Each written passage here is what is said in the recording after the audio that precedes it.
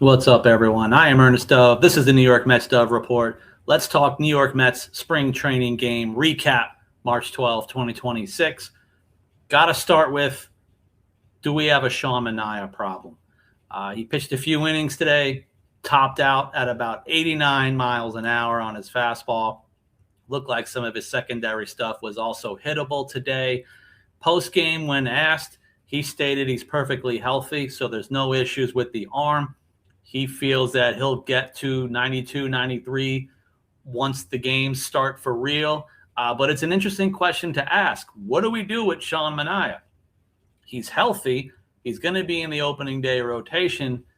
And if this is going to be his success rate, what do we have here? We have Kodai Senga, who's off to a hot start, already hitting 97, 98, throwing strikes in his last outing.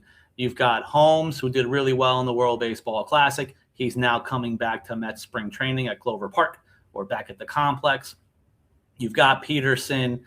Some of the arms that are, and of course, obviously, Freddie Peralta for opening day. What are some of the other options? What happens if something goes wrong with Sean Manaea? We know about the prospects, of course. You have Jonah Tong. He and his new cutter do not look like they appear to be ready, which is why he was already optioned to the minor leagues anyway. Can't really see him breaking camp, changing their mind, the Mets. You have Jack Wenninger, who had a bunch of walks in that one outing, looked more like himself in the next outing. But Jack Wenninger, perhaps most likely, needs AAA reps as well, along with Zach Thornton, who had an amazing 3 innings in his outing this week for the Mets in the spring training game. But again, here's a guy who barely pitched about 74 innings-ish last season after being shut down the end of the year at the AA level. So he's lacking experience as well and the innings. So the Mets really need to be still counting on Sean Manaea at this point. Some of the other positives of the game, Jorge Polanco went deep, hitting his second home run of spring. He made some good plays at first base. He kind of looks the part. He has the range for it. He has the glove. He's been making the right instincts. So far, so good. Same can possibly be said about Brett Baty in right field. I know in the previous game he made a nice little play in front of him. This game he made a play towards the wall. So he's tracking, reading the ball pretty well in the outfield. Pretty interesting now to have super utility guy Brett Baty, who continues to do well. He continues to get some walks. He's getting his hits. He's got some power he's been showing all spring. He's absolutely looking the part. Then there's Luis Robert, finally makes an appearance in the major league side of spring training games. He shows up. Here he is, 107-mile-an-hour single to get things started for him now in the games as they somewhat almost count at this point. Good to have Luis Robert finally playing. Another guy who just continues to hit all spring, Tyrone Taylor, recorded another hit today. Continues to look the part really well. He's going to be a very solid, bench player at this point. The depth, again, looks really good in the outfield. Then there's this guy, Ronnie Mauricio. Some other pitcher threw him a fastball again, 110.7-mile-an-hour exit velo for his single. As a left-handed hitter, yes, I know. But he's hitting pretty well overall in spring. He's got a high 800, 850-plus OPS. He's making his hits throughout. He's got an on-base percentage almost sniffing 400 because he's actually walking in some of these spring games. Ronnie Mauricio looks really well, even defensively, makes the plays still at shortstop because of his arm more than anything. He continues to look really good. Now, here's the weird thing about a guy like Craig Kimbrell, the veteran, throwing in the low 90s. He's pitching to contact. He's throwing the knuckle curve, the sweeper. He's throwing everything he's got.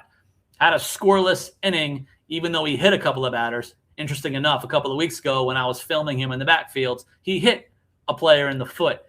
So the command isn't all there. The velocity's low, but some of the opposing exit velo hasn't been hard hits against him. Not a lot of strikeouts. Again, they're putting the ball in play, but not hitting it hard. What do you do with a veteran like this if he keeps up a version of this, allowing soft contact? Do you give him a shot? Can he earn the shot? Craig Kimbrell. It's going to be an interesting decision to go down to the end of the season. On the prospect side, Jacob Reimer made another running throw at third base. He's getting very interesting, even in fake baseball games. I've been excited now all spring during multiple games, watching Jacob Reimer show out really well for him at third base.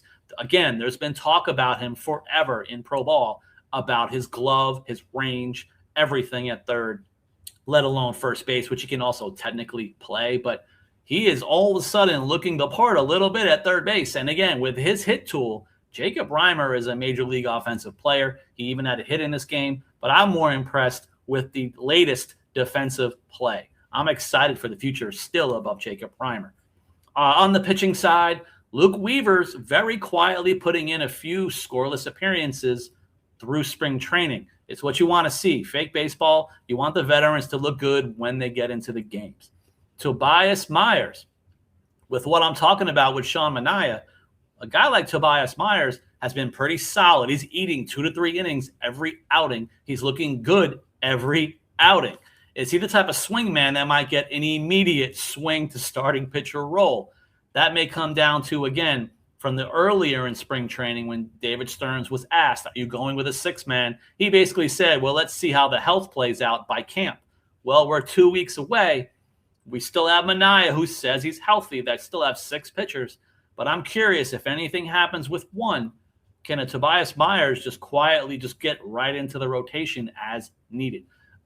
Another thing to just bring up very quickly, show a quick video clip of Francisco Lindor pregame in the backfields or even the main fields doing some fielding drills. It looks like he's getting closer and closer now to start being in an actual game, whether it's minor league side, etc. But he's got the glove on. He's doing the throws. It's going to be interesting to see on the clock for the next 2 weeks. Does Francisco Lindor break camp? Again, another day, another week of so far, so good. Thank you guys for this recap. I'll continue to follow up as much as I can. I'll see you guys next time.